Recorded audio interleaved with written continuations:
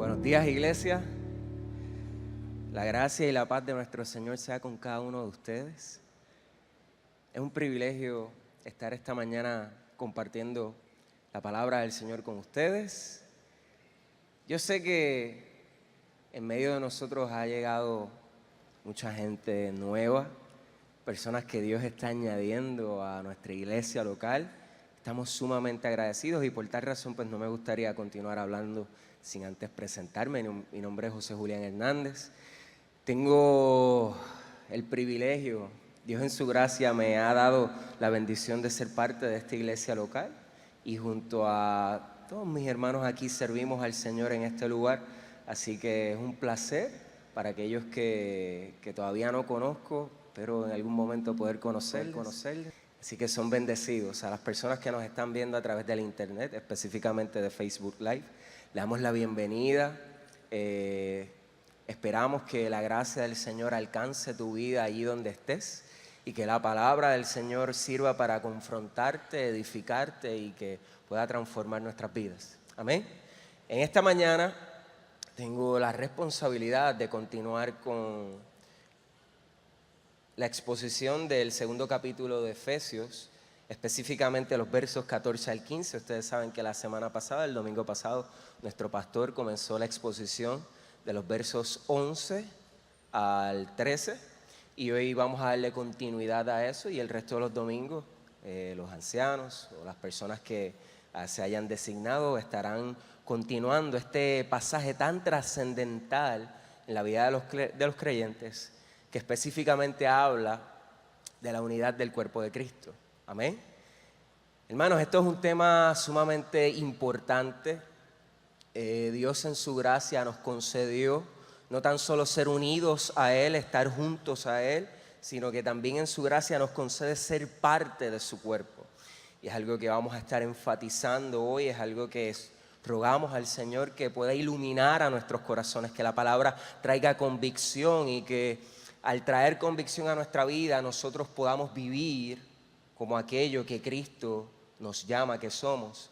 Y más que nos llama, aquello que somos en Cristo, que es que somos su cuerpo. Amén. Así que si usted me puede acompañar en este momento a orar, a pedirle al Señor que tenga misericordia sobre nosotros y que la palabra pueda fluir con claridad, que pueda fluir con transparencia, que sea Cristo hablando a nuestras vidas mientras exponemos su propia palabra y que podamos recibirla y aplicarla en nuestra vida. Amén. Así que por favor acompáñenme a orar. Señor, te damos gracias. Hoy venimos delante de ti con un corazón agradecido, porque cuando miramos tu palabra y cuando miramos tu obra en nosotros, cuando miramos tu plan eterno y que en ese plan eterno tú decidiste alcanzarnos, venimos delante de ti con un corazón agradecido. Estamos agradecidos, Señor, que nos hayas hecho tuyos. Estamos agradecidos, Señor, que nos hayas alcanzado con tu salvación. Estamos agradecidos, Señor, que nos hayas mostrado quiénes nosotros éramos. Que éramos pecadores, destituidos de tu gracia, enemigos, Señor, tuyos. Y estamos agradecidos que por medio de Jesucristo, por medio de su vida perfecta, de su muerte y de su resurrección, nos hayas reconciliado contigo. Gracias, Señor, porque tú eres nuestra paz. Tú eres nuestro mediador, tú eres nuestro redentor. Gracias, Señor, porque no tan solo, Señor, nos uniste a ti, sino que nos uniste al cuerpo de Cristo. Y en esta mañana te damos gracias por nuestra iglesia local. Te damos gracias porque aquí hay un montón de pecadores salvos por gracia, imperfectos, con muchas cosas todavía que trabajar a la luz de tu palabra y de tu evangelio.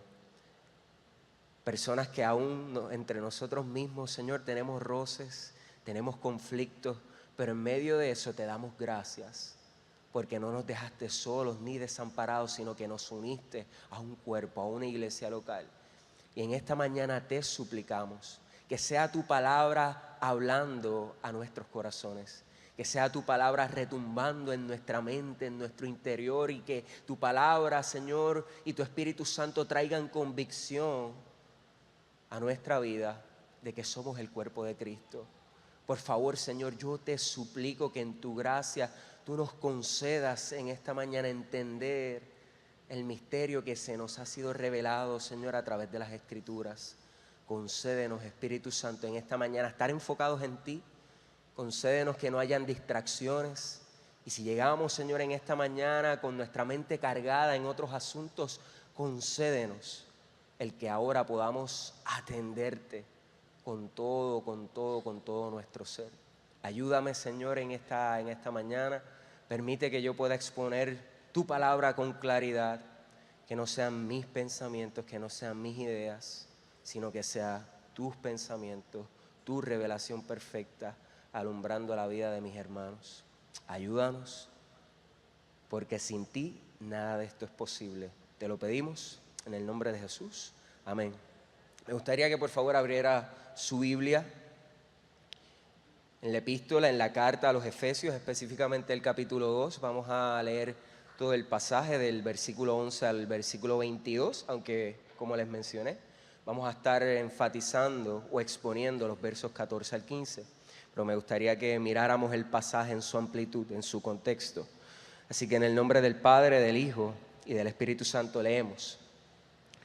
Por tanto, acordaos de que anteriormente vosotros, los gentiles en la carne, los llamados sin circuncisión, por la llamada circuncisión, hecha por manos en la carne, en aquel tiempo estabais sin el Mesías, apartados de la ciudadanía de Israel y extraños a los pactos de la promesa, no teniendo esperanza y sin Dios en el mundo.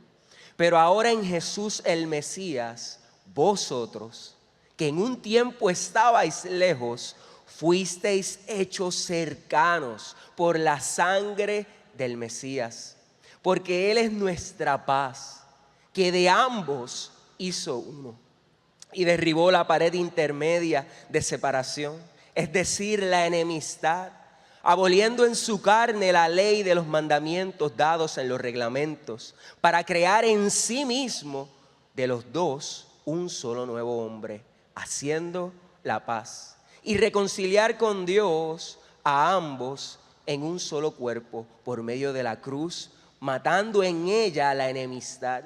Y vino y anunció las buenas nuevas de paz a vosotros que estabais lejos y paz a los que estaban cerca. Pues por medio de Él los unos y los otros tenemos derecho a entrar por un mismo espíritu al Padre. Así pues, ya no sois extranjeros ni forasteros, sino que sois conciudadanos con los santos y miembros de la familia de Dios, habiendo sido edificados sobre el fundamento de los apóstoles y profetas, siendo la piedra angular el mismo Jesús, el Mesías, en quien bien trabado todo edificio crece hasta llegar a ser un templo santo en el Señor, en el cual también vosotros sois juntamente edificados para morada de Dios en el Espíritu. En los versos previos, o sea, en los versos que la semana pasada se discutieron, el apóstol Pablo ha redefinido las distinciones humanas al recordarles a los creyentes en Éfeso que si eran judíos o gentiles por virtud de su nacimiento, la sangre de Cristo les ha dado una nueva identidad. Ellos eran creyentes y ahora, en los versos 14 y 15, Él comienza a mostrarles a ellos, pero también a nosotros, lo que significa vivir delante de Dios con la conciencia de ser un solo pueblo, sin importar raza, sin importar etnicidad, clase u ofensas pasadas, sino que somos un solo cuerpo para honrarle a Él. Pablo no permite en ningún sentido el ustedes versus nosotros, aunque antes en severos pasajes de esta carta nosotros y nuestros destacan la raza judía y en este propio pasaje ustedes indica a los gentiles. Es claro que en este pasaje el apóstol hace referencia a todos los creyentes, a judíos y a gentiles, porque nuestra paz ahora se extiende a ambos grupos Y con estas palabras, Pablo no solamente nos recuerda de nuestra unidad, él también resalta la consecuencia de vivir como personas que eran diferentes y distantes y ahora están cercanas a Dios. Esa consecuencia es la paz. Pero, y es lo que vamos a atender en esta mañana, ¿quién puede quebrantar las barreras que hay entre las personas y traer paz a los hombres y entre los hombres? Es interesante porque cuando nosotros comenzamos a escudriñar este pasaje vemos que realmente habían unas barreras entre los judíos y los gentiles, pero esa era una de muchas. En la antigüedad, así como hoy día, habían problemas entre las personas y había un problema bien grande de unidad. Y el apóstol Pablo comienza a hablarnos y comienza a explicarnos que es en Cristo que nosotros somos hechos uno, que es en Cristo que nosotros podemos dejar las distinciones y las diferencias a un lado y ser uno en Él. Pero tristemente, en el mundo en que vivimos, el sistema de pensamiento al cual usted y yo estamos expuestos dice lo contrario. Y nos comienzan a llenar nuestra mente con ideas que son totalmente contrarias a lo que establece la palabra de Dios. Y por eso es importante en esta mañana nosotros tener claro quién es el que puede quebrar esas barreras y quién es el que realmente puede traer unidad al pueblo de Cristo. En el siglo pasado, en el siglo XX, eso se definió a través de una canción que quizás muchos de ustedes recuerdan, quizás no, de un artista que se llamaba John Lennon, Imagine. ¿Se acuerdan de esa canción? ¿Sí? ¿O tiene miedo de decir que sí para que no sepan que es un poquito viejo? Pues en el siglo XX, John Lennon comienza a desarrollar, o a través de este artista se comienza a desarrollar lo que será la conclusión secular de esta cultura, de la cultura occidental, sobre cómo se puede crear paz entre las personas. Entonces John Lennon, a través de esta canción Imagine, destaca que la única forma en que puede haber paz en la tierra, en que puede haber paz entre el hombre, en que puede quebrarse la barrera de la desunidad y formar la unidad, es a través de eliminar todas las religiones. Y cuando usted busca su canción y busca la letra, es lo que él está hablando. Él te dice, imagínate un mundo en donde no existieran religiones, todo estaría bien. Pero tristemente John Lennon no conocía que el problema del mundo, el problema de la desunidad que hay, el problema de la paz que no encuentra el hombre, no está por las religiones, está en la causa principal, es el pecado. El pecado, hermano, es lo que provoca que en nuestra vida no nos podamos relacionar de una manera santa y piadosa con nuestros hermanos. Y el siglo XX, en el siglo pasado, se llegó a la conclusión que entonces había que eliminar la fe para que pudiera haber unidad, pero el problema no es de religiones, el problema es del corazón del hombre. El problema es que en el corazón del hombre se encuentra sentado una naturaleza corrupta, pecaminosa, que le lleva a actuar de una manera no digna, que lo lleva a relacionarse con el resto de los seres humanos, con su prójimo, de una manera pecaminosa. Entonces el siglo XX, este brillante filósofo dijo que elimináramos la fe, elimináramos las creencias, cualquier tipo de creencia, y todo estaría bien. Tristemente hoy sí seguimos viendo que no todo está bien, y la razón de eso es el pecado. Ahora, si esta conclusión es interesante y es asombrosa, la conclusión a la que están llegando hoy día en el siglo presente, en el siglo XXI, es sumamente más alarmante, porque hoy día la conclusión secular de la cultura occidental es que la paz vendrá no con el fin de todas las religiones, sino con la mezcla o la unión de todas ellas. Un académico religioso en Harvard recientemente escribió lo siguiente: la gran tarea del siglo XXI es el crear una sociedad multirreligiosa desde la fábrica de la democracia, sin el chauvinismo y el triunfalismo religioso que han arruinado la historia de la humanidad. Pero tristemente esta concepción también está errada, pues el único que pudo atender el problema del pecado que tiene el ser humano es Cristo. Cristo es el camino, la verdad y la vida, y nadie, absolutamente nadie, puede ir al Padre si no es a través de Él. Entonces, ahora en nuestro siglo nos hemos vuelto muy sofisticados y decimos: no, es que, Julián, los creyentes no entienden. No se trata de Jehová, no se trata de Alá, se trata de que es un mismo Dios. No, bajo ningún concepto es lo que establece el texto bíblico. El texto bíblico es claro, lo que Dios decidió revelar al mundo es claro, que solamente a través de Cristo, que solamente a través de la cruz el mundo encontraría paz. Por lo tanto, la solución de la unidad del cuerpo de Cristo no se encuentra en que ahora nos unamos y hagamos parte de todas las religiones de nosotros. La solución sigue estando centrada en la cruz del Calvario. Es la cruz la única que puede traer paz y reconciliar al hombre con Dios y al hombre con el resto de los hombres.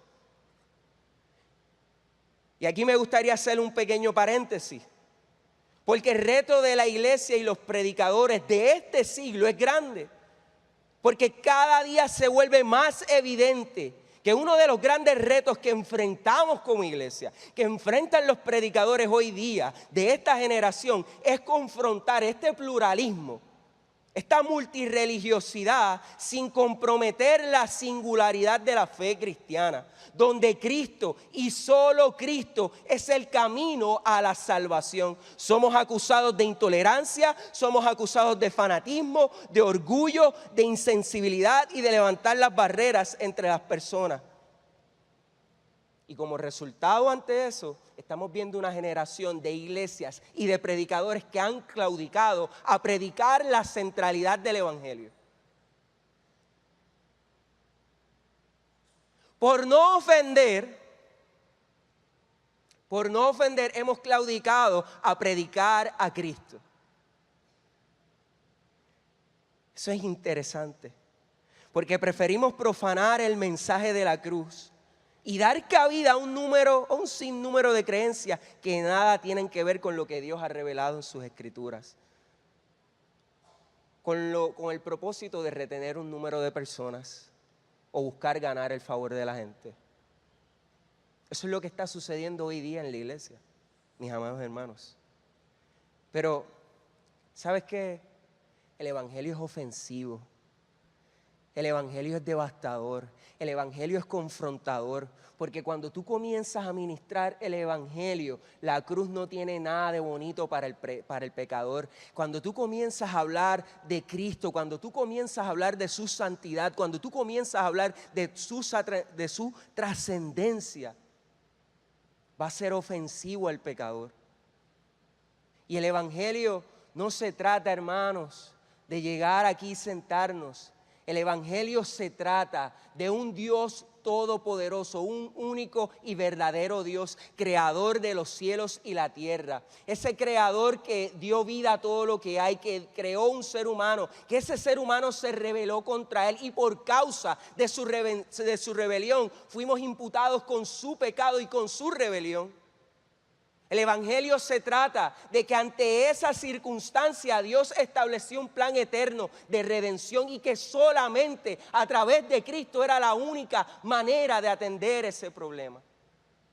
Por lo tanto, mis amados hermanos, esto no se trata de nosotros ahora abrazar y permitir y predicar lo que no es, por tal de tener una iglesia llena, por tal de buscar el favor de la gente. El evangelio es ofensivo al pecador porque confronta sus tinieblas. El evangelio es ofensivo al pecador porque confronta su miseria pecaminosa. El evangelio será ofensivo y es la tarea nuestra el dejarle saber al mundo que la única solución a ese problema que tienen en sus vidas es Cristo Jesús y ningún otro. otro Dios inventado por los hombres.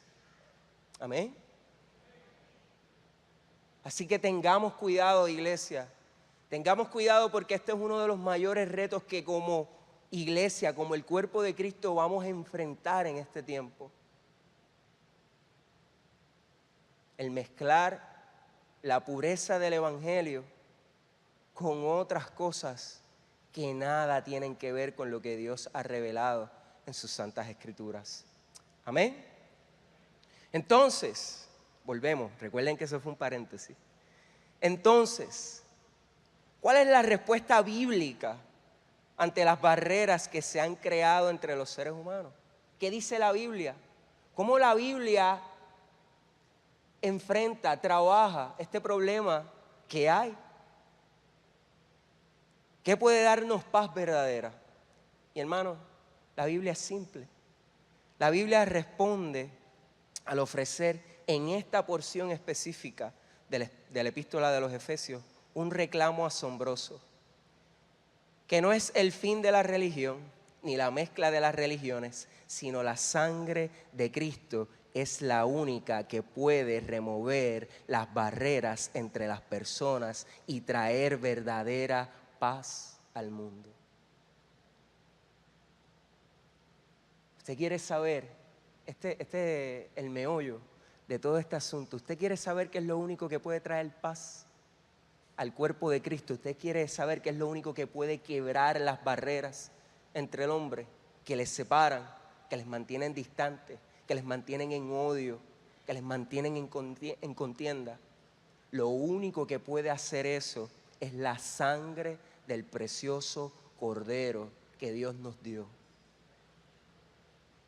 No es ningún intento humano, no es ninguna nueva filosofía, es la sangre de Cristo lo único que es capaz de conciliar y traer unidad al cuerpo de Cristo. Amén. Ahora, a mí me gustaría aclarar algo. Cuando nosotros hablamos de la unidad del cuerpo, pensamos en ello como algo utópico, como algo como que, es que esto es casi imposible que se dé la unidad del cuerpo, tanta diferencia que hay entre nosotros. Vemos los vestigios de pecaminosidad que todavía hay en nosotros y le preguntamos al Señor, Señor, ¿esto será posible? Pero la respuesta ante esta pregunta no es si es posible o no. La respuesta ante esto es que ya Dios nos ha unido como cuerpo.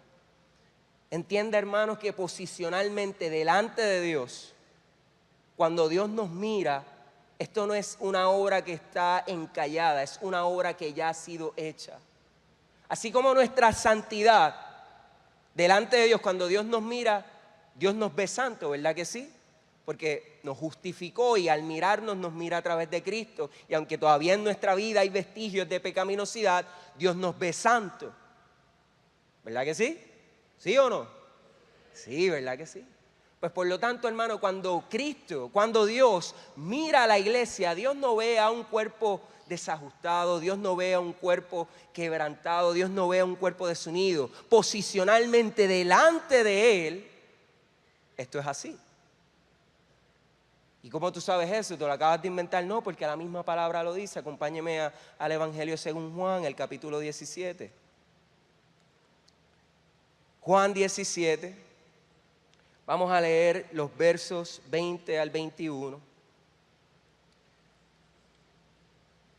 Juan 17, los versos del 20 al 21, que dice de la siguiente manera: pero no ruego solo por estos, sino también por los que han de creer en mí por las palabras de ellos. Eso apuntaba a nosotros. Para que todos sean uno como tú, Padre, en mí y yo en ti, que también ellos estén en nosotros, para que el mundo crea que tú me enviaste. Jesús estaba orando al Padre.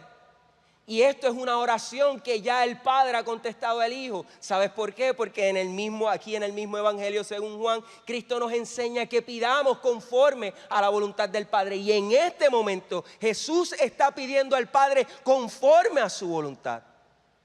Y Dios habría de contestar esa oración. Vamos a 1 Corintios 6. ¿No le molesta mirar la Biblia? No, está bien. Primera de Corintios 6, 17.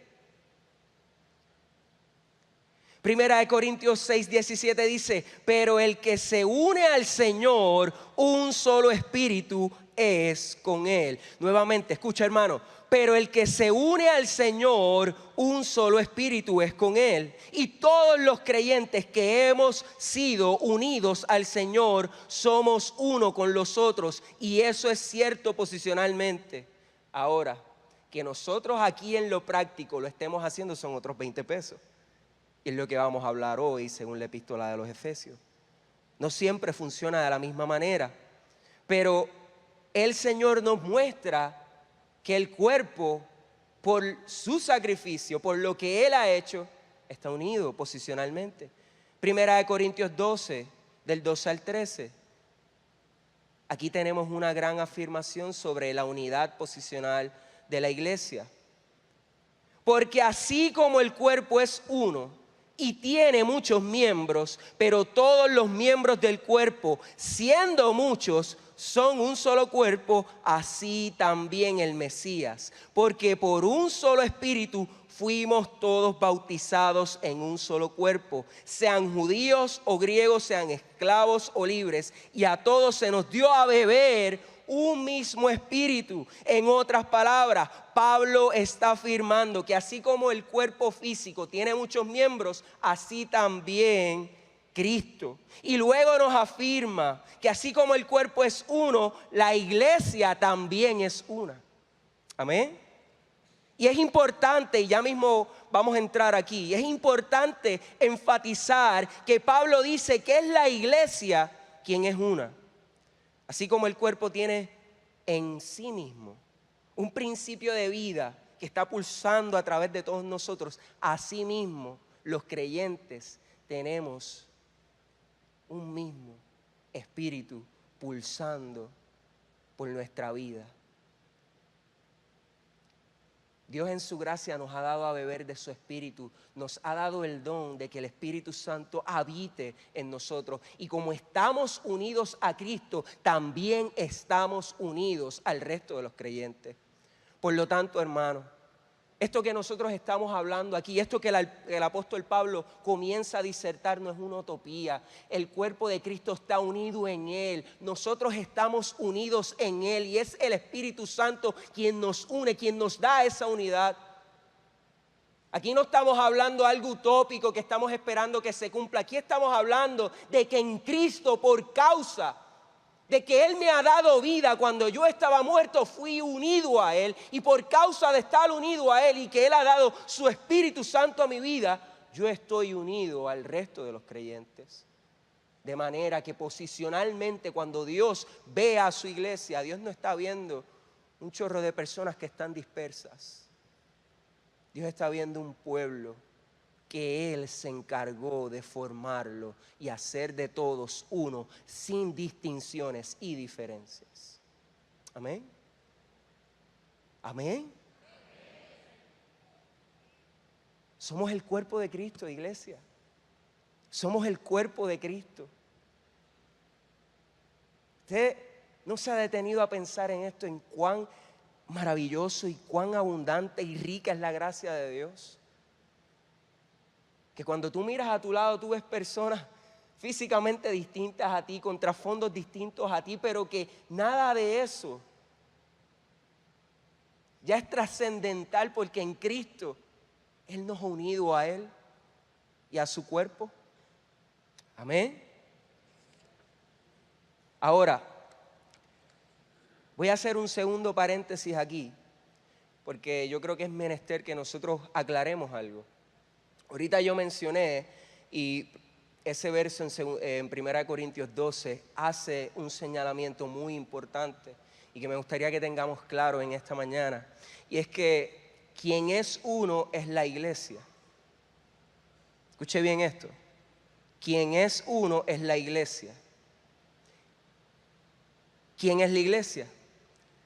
Cuando mencionamos o nos referimos al concepto iglesia, estamos hablando de todas las personas que pertenecen al Señor. aquellos que han sido comprados por la sangre de Cristo.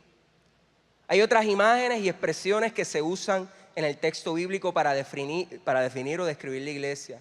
Por ejemplo, ella es llamada el cuerpo de Cristo, la familia de Dios, el pueblo de los santos, el pueblo de Dios, los elegidos, la novia de Cristo, la compañía de los redimidos, la comunión de los santos, el nuevo Israel, entre muchos otros.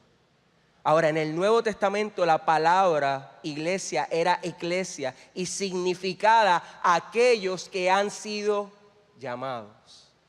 Aquellos que han sido llamados. Es vista como una asamblea o una reunión de los santos. Aquellos que Dios ha llamado del mundo, lejos de su pecado y a un estado de gracia. A esa comunidad a quien Dios nos ha unido. Y con esta comunidad es con esta comunidad con la cual debo vivir en unidad de espíritu, pensamiento, vida y todo lo que implique ser creyente. Y escucha ahora aquí muy bien esto, iglesia. Nuestra fidelidad va dirigida a nuestro Señor y a nuestros hermanos en la fe, aquellos a los cuales he sido unido por la sangre de Cristo. Ahora, ¿por qué hacemos esta distinción? Porque tristemente se ha colado entre nosotros, como hablábamos al principio, esta idea secular de que no, Cristo quebró toda barrera y ahora nosotros debemos recibir con nuestras manos abiertas a todo el que sea diferente de nosotros, porque Cristo no hace acepción de personas. Cristo los acepta a todos, pero hermanos, esa idea ha sido distorsionada.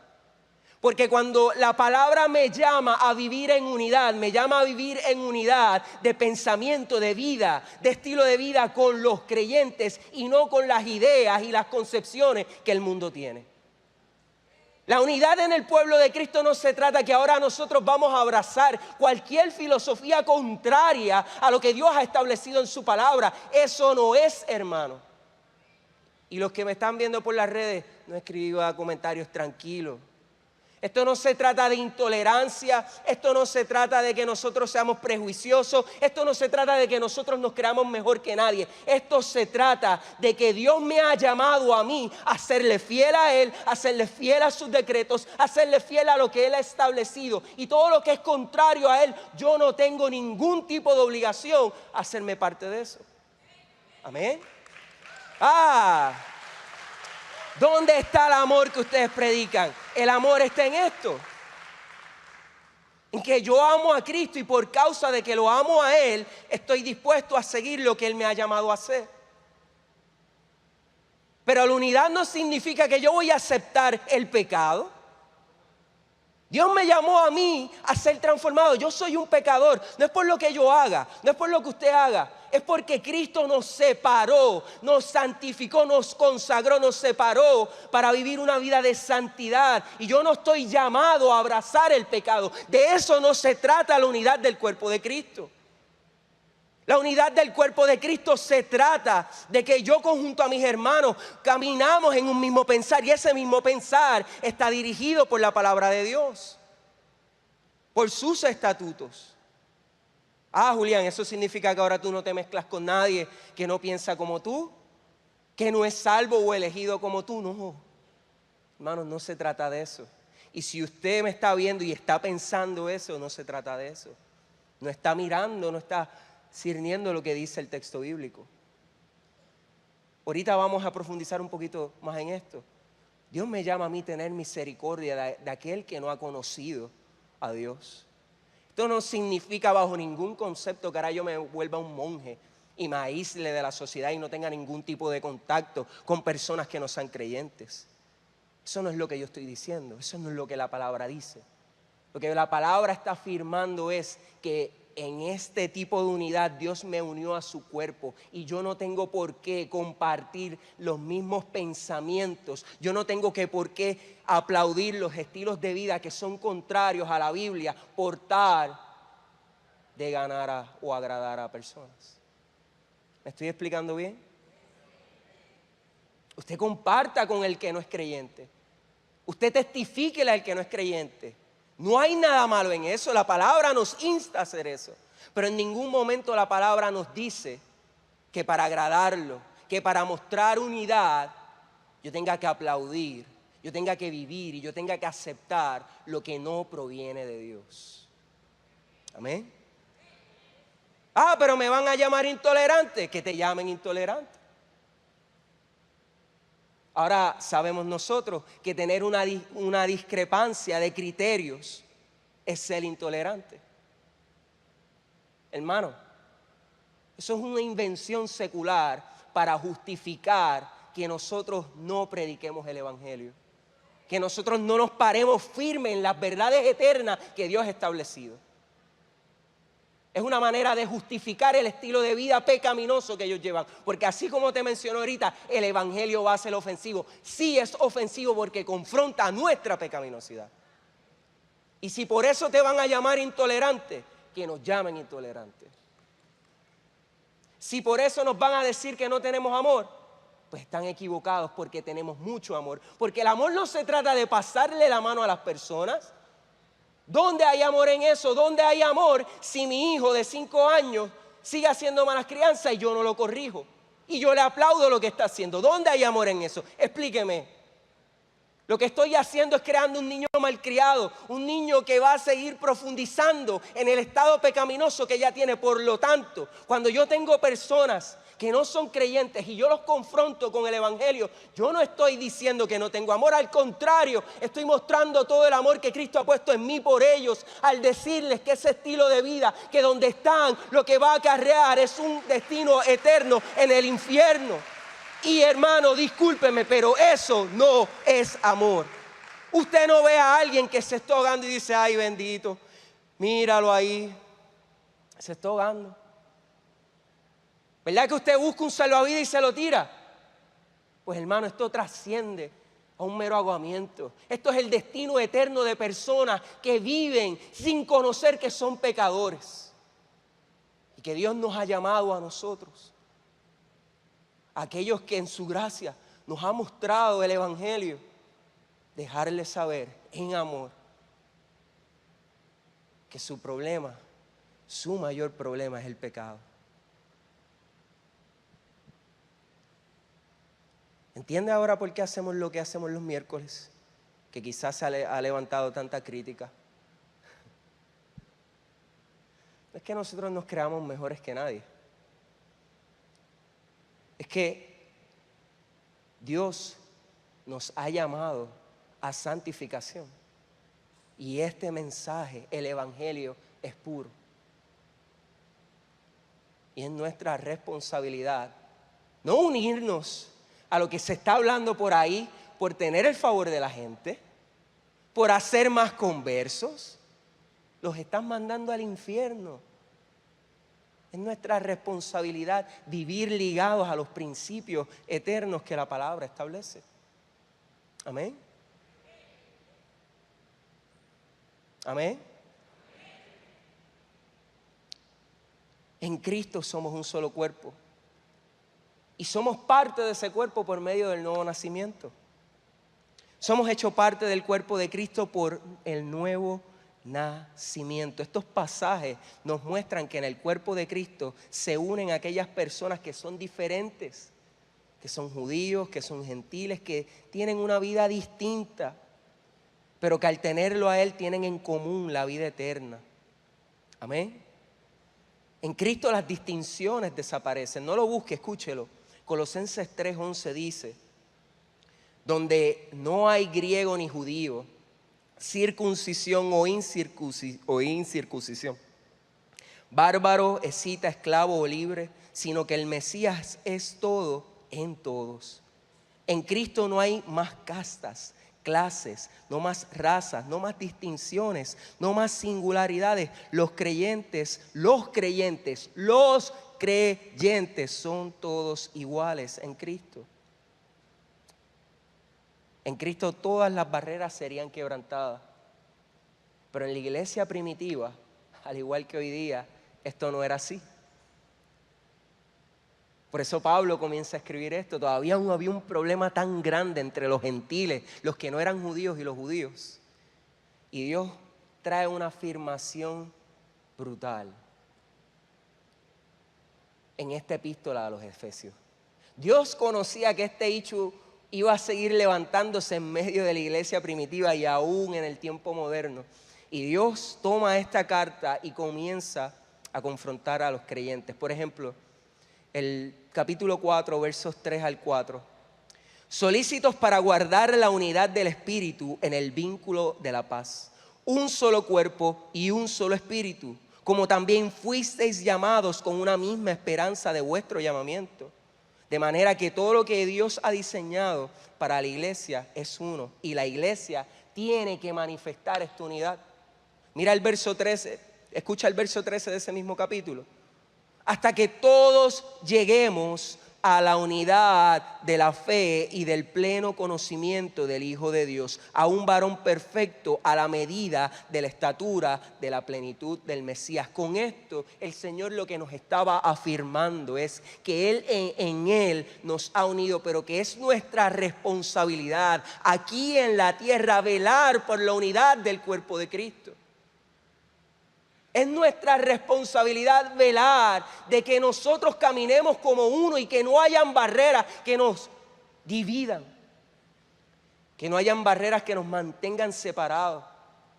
Que el hecho de que usted viva en X urbanización o que fulano viva en X barriada no es un motivo para yo mirar a mi hermano por encima de mi hombro, que yo mirar a mi hermano con recelo, sino que entendamos que en Cristo hemos sido uno y que como yo soy parte de ese cuerpo, es mi responsabilidad velar por la unidad.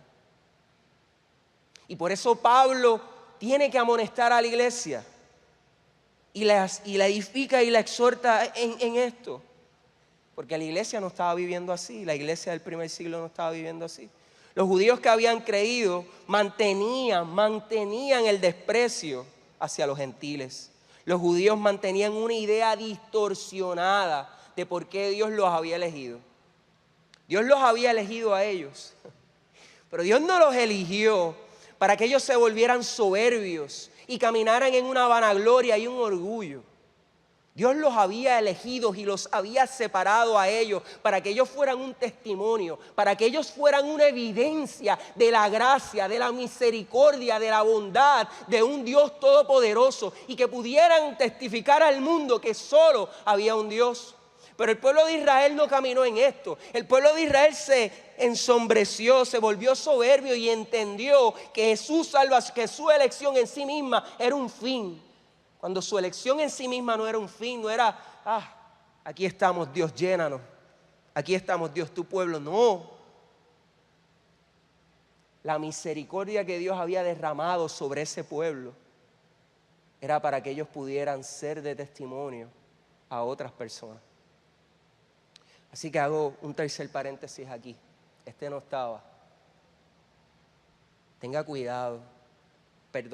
Tengamos cuidado con nuestro corazón. Porque el hecho de que Dios haya tenido bondad y misericordia contigo no es para que ahora tú te vuelvas soberbio, vanaglorioso y orgulloso de la salvación que Cristo y solamente Cristo te ha otorgado. Si hoy Dios te ha dado a conocer y ha evidenciado por la llenura del Espíritu Santo en tu vida que Él te salvó y que Él te eligió para esta salvación, no es motivo para que ahora se levante un orgullo religioso en nuestros corazones y vivamos como el pueblo de Israel. Al contrario, esta gracia, esta misericordia, esta bondad que se nos ha sido mostrada es para que nosotros vivamos delante de la presencia del Señor agradecidos de lo que Él ha hecho por nosotros.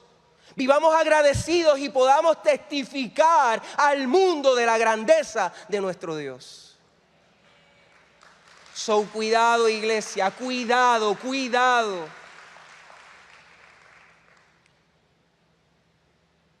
Que distorsionemos la salvación como algo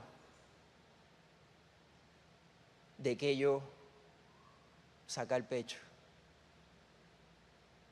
Es algo que me derrumba delante de la presencia del Señor. Amén. Este no era el plan de Dios para con el pueblo hebreo. Deuteronomio 10, si puede ir conmigo. Estamos en buen tiempo todavía. Deuteronomio 10, versos 18 y 19.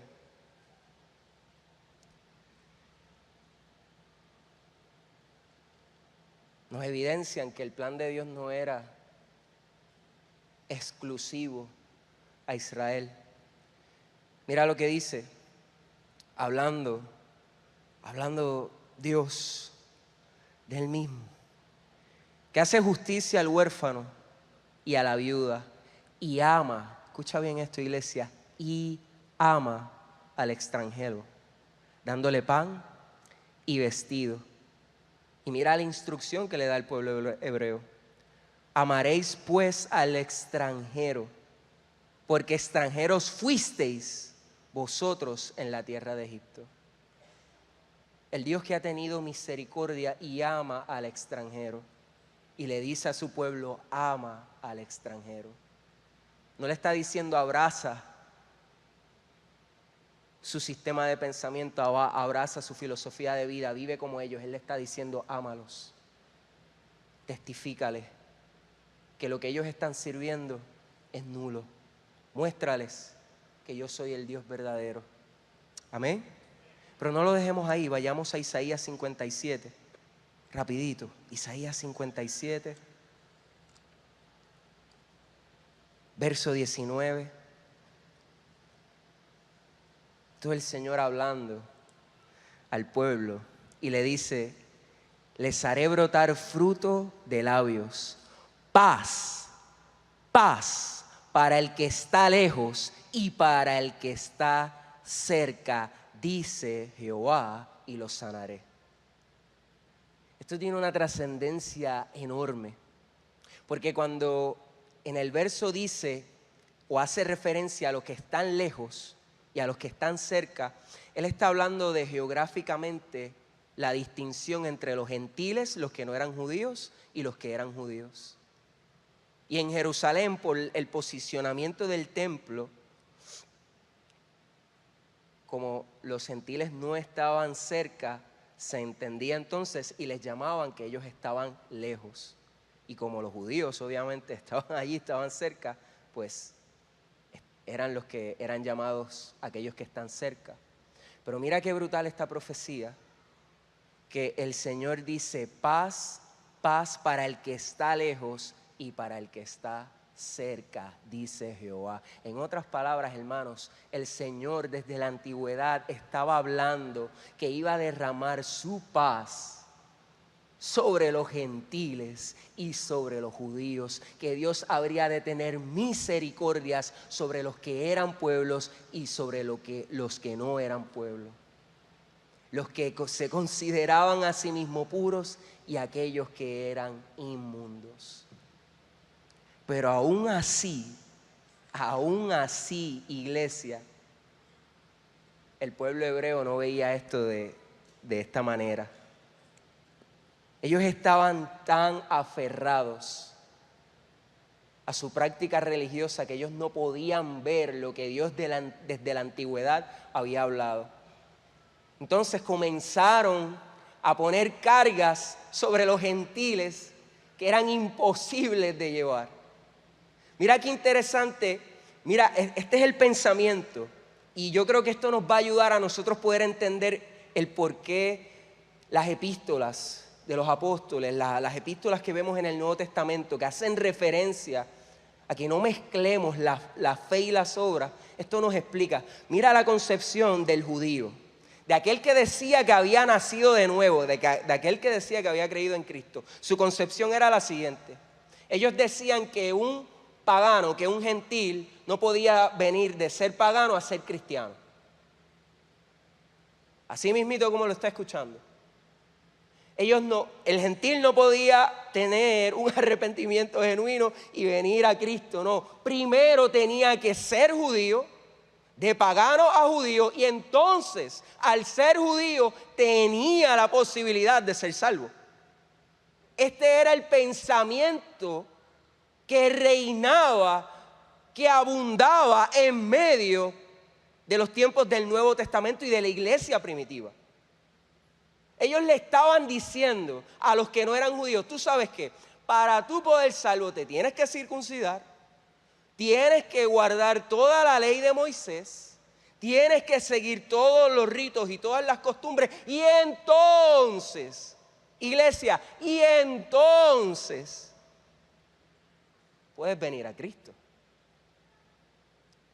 Y qué maravilloso es Dios, que comienza a quebrantar este paradigma de la idea de estas personas. ¿Cómo sabemos eso? Hechos 10. Un centurión llamado Cornelio, dice la escritura que era un hombre piadoso, que oraba al Señor, que daba limosnas y todo este tipo de cosas. Y un ángel se le presenta y le dice: Cornelio, envía a 2 de tus criados a la ciudad de Jope. Allí van a encontrar un hombre que se llama Pedro, y dile que es necesario que tú escuches las palabras que él tiene que decir. Y él envía a los dos criados, y en medio de ese proceso Pedro está en esa ciudad, y en un día, en una hora en particular, sube a una azotea a orar, y mientras oraba vino hambre a su estómago. Y mientras estaba meditando en eso, tuvo un éxtasis y Dios le presenta una cantidad de animales, reptiles, aves, you name it. Todo lo que ellos, o todo lo que los judíos, por su ley dietética, por sus regulaciones dietéticas, no podían comer. Y en la visión él ve como le es dicho: mata y come. Jamás, Señor. Yo no tocaré nada inmundo, nada común. ¿Y cuál es la respuesta del Señor a Pedro? No llames inmundo o común a lo que yo he santificado. Pedro fue confrontado por el propio Espíritu Santo y tuvo que bajar a la ciudad donde se encontraba el centurión. Y lo primero que le dice es: tú sabes que esto que estamos haciendo es abominable para un judío, ¿verdad? Y él comienza a hablarle, y Pedro lo escucha, y el Espíritu Santo redarguye a Pedro, y Pedro comienza a ministrarle el evangelio a Cornelio y a todas las personas que estaban allí. Y mientras Pedro ministraba el evangelio, mientras Pedro hablaba de Cristo, el Espíritu Santo comenzó a llenar la vida de estos hombres. Y Pedro y los que estaban con él se asombraron, porque veían cómo aquello que le había sido prometido a ellos, aquello que ellos pensaban que estaban restringidos para lo que era judío, estaba siendo dado a los gentiles, a unos hombres que no habían seguido para nada la ley de Moisés y eran incircuncisos. Y esta mentalidad divisora de Pedro comienza a quebrarse. Dios comienza a quebrar. Luego más tarde sube a Jerusalén. Y estando en Jerusalén, sus hermanos en la fe le dicen: oye, nos enteramos que tú te metiste con estos impíos, con estos pecadores, con los gentiles. Brother, ¿qué te pasa? Y Pedro comienza a darle testimonio y le dice: ¿sabes qué? El Espíritu Santo me mostró esto, yo estaba orando y vi esto. Y me confrontó y me dijo que no llamara común o inmundo a lo que él había santificado. Y mientras estábamos hablando de Cristo, mientras estábamos hablando del Evangelio, esta gente tuvieron convicción. Esta gente fueron llevadas a arrepentimiento y fueron llenadas del Espíritu Santo. Y tuvieron que cerrar su boca y glorificar al Señor por la gracia que había mostrado, no tan solo para con ellos, sino también para con los gentiles. Pero el asunto no se quedó ahí. En Hechos 15, mira hermano, cuán grande era la barrera que había entre esta gente. En Hechos 15, el famoso concilio de Jerusalén, se reúnen los apóstoles, se reúnen los creyentes de Jerusalén para dilucidar qué es lo que ellos van a hacer con esto. Les seguiremos diciendo a los gentiles que tienen que ser judíos para luego ser cristianos, ¿qué es lo que va a pasar? Y ellos abren el concilio diciendo esto: pero algunos que habían bajado de Judea decían a los hermanos: a menos que seáis circuncidados conforme al rito de Moisés, no podéis ser salvos. Ellos venían con esta idea. Y Pedro les dice lo siguiente, después que habla y testifica de lo que había sucedido, Pedro les dice: Y Dios, que conoce los corazones, dio testimonio a favor de ellos, dándoles el Espíritu Santo igual que a nosotros. Y nada discriminó entre nosotros y ellos, purificando por la fe sus corazones. Ahora, pues, ¿por qué tentáis a Dios imponiendo sobre la cerviz de los discípulos un yugo que ni nuestros padres ni nosotros hemos podido llevar? Antes bien, creemos que por la gracia del Señor Jesús somos salvos de igual modo que ellos. Con esta aseveración, Pedro le estaba diciendo al resto de los creyentes que no se trataba de lo que pudiéramos hacer en nuestra humanidad, que se trataba de la gracia y el favor de Dios. Con esta aseveración, él le estaba diciendo que por medio de la gracia, lo que los separaba a ellos como creyentes había sido abolido, que Cristo en la cruz del Calvario había quebrado toda barrera que pudiera interponerse entre su cuerpo. Y es lo mismo que sucede hoy en nuestras vidas, mis amados hermanos. Es lo que ha sucedido con el cuerpo de Cristo. Y ahora finalmente, en los minutos que me quedan, vamos a los versos de Efesios. Por tanto, acordaos de que anteriormente vosotros, los gentiles en la carne, los llamados incircuncisión, por la llamada circuncisión hecha por manos en la carne, en aquel tiempo estabais sin el Mesías, apartados de la ciudadanía de Israel y extraños a los pactos de la promesa, no teniendo esperanza y sin Dios en el mundo. Pablo comienza a recordarle a estas personas su condición. Pablo les dice, mira, ¿tú sabes qué es lo que pasa? Es que no tan solo tú eras pecador, es que tú estabas desesperanzado, tú no tenías ningún tipo de esperanza, tú no tenías pacto, tú no eras parte de esta nación, tú estabas sin Dios, perdido en un mundo corrupto, y yo tuve misericordia de ti. Trae a memoria eso, pueblo. Trae a memoria que yo he tenido misericordia de ti. Tú que no eras parte del pacto, yo te hice parte por medio de la cruz del Calvario.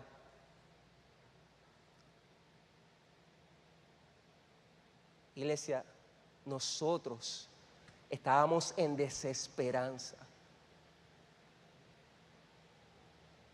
Porque a nosotros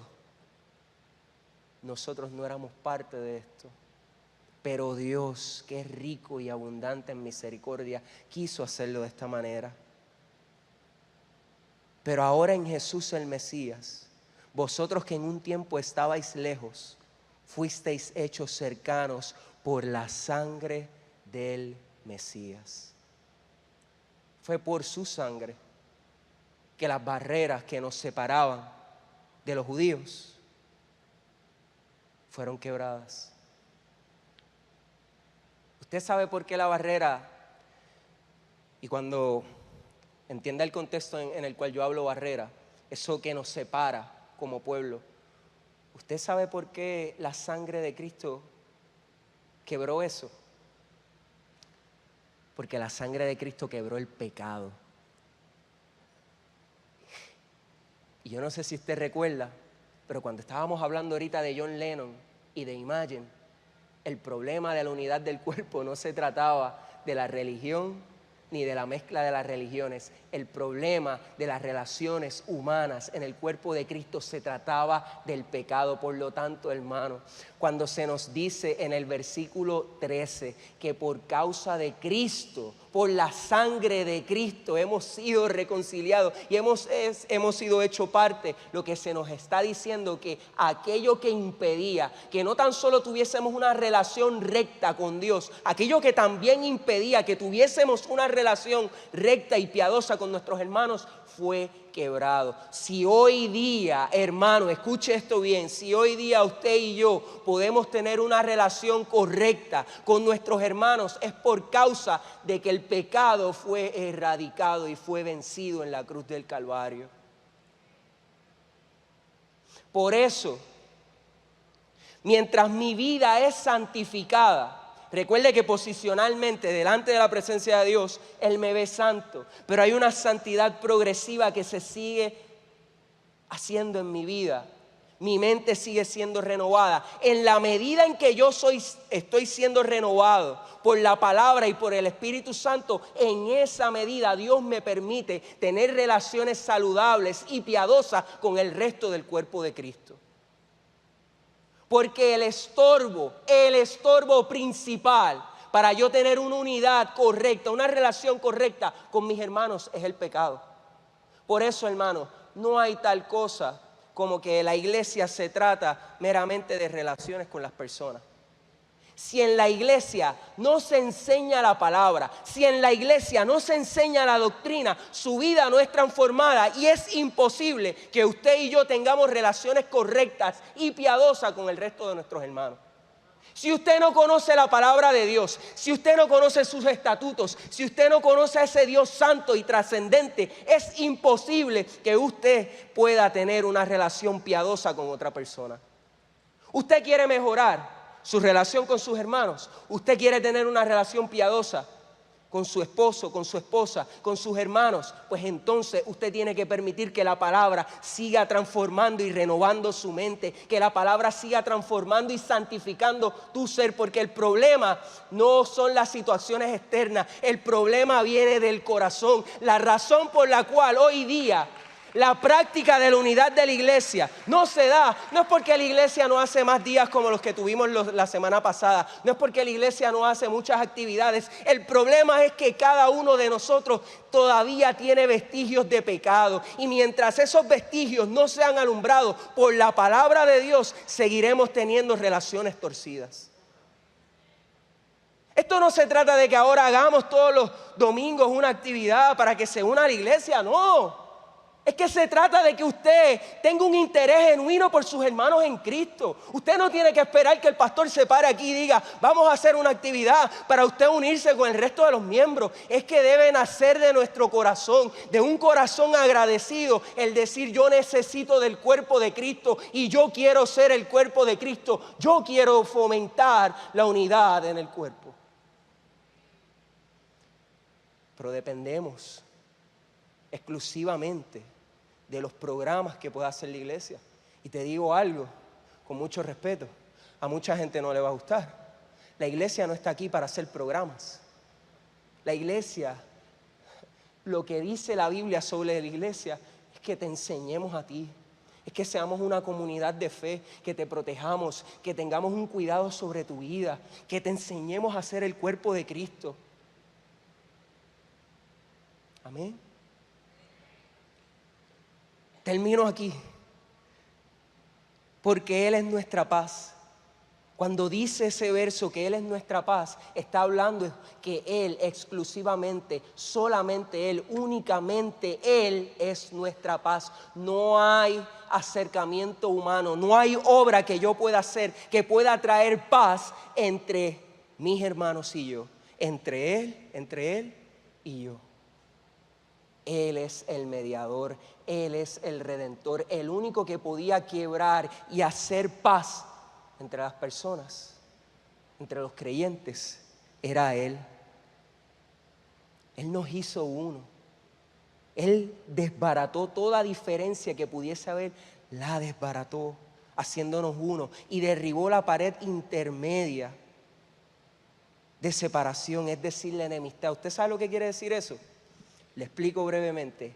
En el templo de Israel, en el templo de Jerusalén, era un recinto el cual estaba cubierto por unas paredes, y justo en el centro habían ciertos patios, la terminología en inglés es courtyard, y justo en el medio había un recinto donde estaba el lugar santísimo, el lugar santo, el recinto de los sacerdotes, el recinto de los israelitas. Había hasta un recinto separado para las mujeres. Y fuera de eso, con una pared en mármol que dividía visiblemente, estaban los gentiles. ¿Y usted sabe lo que hizo Cristo?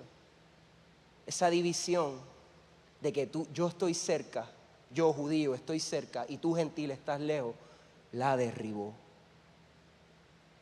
Él quebró eso, dejándole saber a los judíos y a los gentiles que por causa de su sangre, por causa de que Él venció el pecado, ya no hay unos lejos y otros cerca. Todos han sido cercados, han sido llamados a estar cerca delante de la presencia de Dios. Amén. Verso 15, aboliendo en su carne la ley de los mandamientos, dados en reglamentos, para crear en sí mismo de los dos un solo nuevo cuerpo, haciendo la paz. ¿Qué significa esto, iglesia?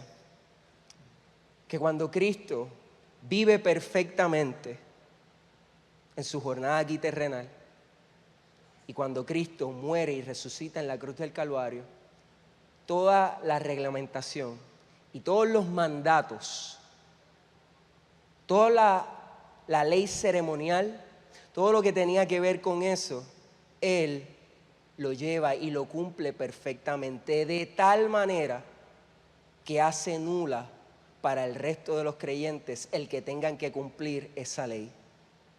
Esto no significa, escúchame bien, aquí hay una distinción y te la digo rapidito. Dios dio leyes ceremoniales, o sea, ritos, sacrificios que el pueblo tenía que llevar, y así otras leyes que eran de tipo ceremonial, de índole de ritos religiosos, que cada uno de esos ritos no eran vanos o huecos en sí mismos, sino que apuntaban al sacrificio perfecto que haría Cristo y que en Él se cumplirían. Y además de eso, Dios dio una ley moral, los 10 mandamientos, 5 que apuntan a que nosotros le amemos perfectamente a Él y 5 que apuntan a que nosotros amemos perfectamente a nuestros hermanos. Cristo no abolió la ley moral, al contrario, esa todavía está vigente para usted y para mí. Él lo que hizo fue tomar eso que el pueblo de Israel pensaba que le acercaba a Dios, tomar esas ceremonias que el pueblo de Israel pensaba que le daban un estatus y un standing delante de Dios, y anularlas y decirles: en mí son completas. En Mateo 5:20, Jesús está hablando con ciertos fariseos y le están hablando del camino a la salvación y de muchas cosas más. Y Jesús le dice la siguiente respuesta: a menos que su ley exceda la de los fariseos, a menos que tú tengas una vida que vaya por encima de lo que ellos dicen vivir, si no cumples eso, no verás al Señor. Y después en el verso 40 de ese mismo capítulo le dice a ellos: sean perfectos como mi Padre es perfecto. Muchas veces malinterpretamos esa porción y pensamos que Dios está dando un imperativo de que nosotros seamos perfectos. No, Jesús le estaba diciendo a los fariseos que si ellos realmente querían a través de sus obras alcanzar a Dios, tenían que ser perfectos como su Padre era perfecto. Los judíos no entendieron que la ley, más que ritos y ceremonias, era un mensaje a ellos de condenación. Cristo, el Señor, le estaba mostrando que era imposible a través del esfuerzo humano acercarse al trono de la gracia, porque solamente había uno capaz de cumplir toda la ley. Y entienda, hermano, que Cristo no fue que anuló esas cosas, Él las cumplió perfectamente, y porque Él las cumplió perfectamente, hoy usted y yo estamos unidos a Él y somos la iglesia. No había manera de que nosotros pudiéramos cumplir con eso, pero Él en su gracia lo cumplió e imputó esa santidad y esa justicia a nosotros. Y por causa de eso, por causa de la obra de Cristo, es que estamos unidos a Él y unidos como pueblo. ¿Qué nos corresponde a nosotros hacer? Vivir entendiendo, hermano, que en Cristo ya no hay barrera, que usted y yo somos un solo pueblo, que usted y yo no tenemos diferencias ni divergencias que nos puedan separar, porque en Cristo, porque solamente en la obra perfecta de Cristo hemos sido unidos. Y no hay nada que yo pueda hacer, y no hay nada que yo pueda dejar de ser que me haga mejor que mi hermano, porque es la obra de Cristo la que me unió. Por lo tanto, en el momento en que yo me vaya a relacionar con los miembros de esta congregación, con mis hermanos en Cristo, yo tengo que tener en cuenta quién era yo, que yo era un pecador y que Cristo por gracia quiso relacionarme conmigo. Y por lo tanto, ¿quién soy yo para decirle a mi hermano que es igual que yo no me relaciono contigo? Que el Señor alumbre en esta mañana nuestro corazón. Y que todo aquello, todo orgullo y toda soberbia que se haya levantado en nuestro corazón para nosotros no relacionarnos con nuestros hermanos aquí en Torre Fuerte, iglesia de la ciudad de Encaguas, sea quebrantada. Y que podamos entender que Dios me llama a tener misericordia porque Él tuvo misericordia, porque Él me perdonó, porque yo era escoria y Él quiso relacionarse conmigo. Por lo tanto, que no sea un impedimento de dónde provenga mi hermano, que no sea un impedimento lo que veamos en ellos, que no sea un impedimento aquello que nosotros en nuestro prejuicio nos limita a relacionarnos con ellos, porque nada de eso delante de la cruz es suficiente para yo negar a mi hermano. Que en esta mañana el Señor nos conceda en su gracia ser el cuerpo unido que hemos sido llamados a ser. Amén. Inclina su rostro. Padre, yo te doy gracias. Te doy gracias por la cruz. Te doy gracias por tu obra perfecta, porque tú cumpliste en ti cada tilde de la ley. Tú no la aboliste en el sentido de que no la hiciste, sino que al contrario la cumpliste. Todo lo que nos era imposible a nosotros hacer, tú lo cumpliste, tú lo hiciste perfectamente obediente. Y por causa de tu obediencia, tu santidad se nos fue imputada. Tu perdón nos alcanzó y las barreras que nos tenían separados fueron quebrantadas, y nosotros que no éramos pueblo fuimos, Señor, pueblo, somos pueblo.